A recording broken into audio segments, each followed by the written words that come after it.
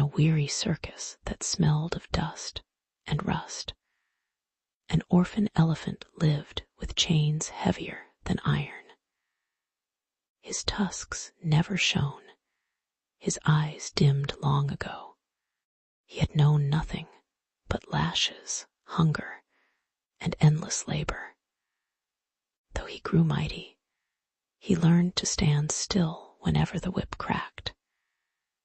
Even when no chains bound him, he acted as though he were still tied. One day a traveler came. He looked at the elephant not as a beast, but as a soul. He bought him not for show, but for love. The circus master sneered, "This brute is broken.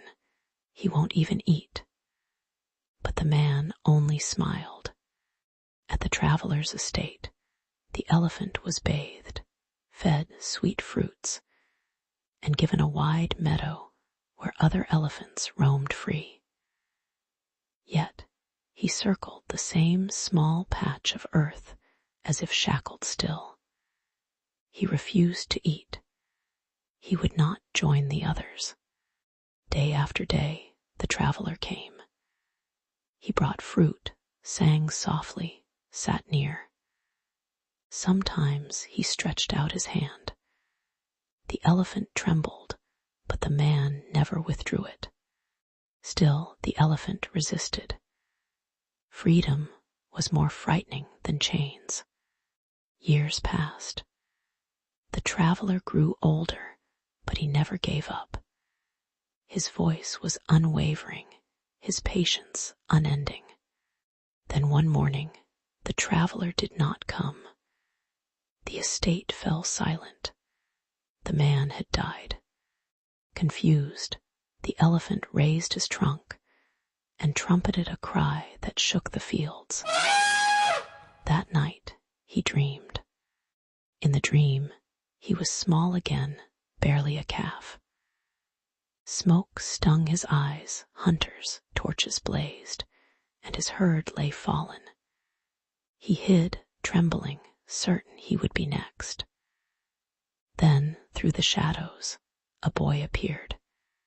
He crouched low, whispering urgently, "Don't be afraid. I will come for you." The boy hummed a melody, fragile as dawn. "Shalem, Shalem, one day you'll be free." The calf's heart steadied. But before rescue could come, the hunters saw the boy. There was shouting, struggle, and then silence. The boy fell, and the dream broke. The elephant woke with the name echoing in his ears. And that day, he learned the truth. Long ago, the traveler had a son, a boy who rushed to save a calf when hunters slaughtered its herd. The boy's life was lost, but the calf lived. That calf was the elephant. The world seemed to tilt beneath him. All these years, he had thought himself unwanted, unworthy. Yet, his very life had been bought at the dearest cost. The man's tireless love was the echo of that greater sacrifice, and as if something broke inside him, his eyes gleamed with awakening. For the first time, the elephant saw the colors around him. He lifted his gaze above, and it felt as though invisible chains had fallen away.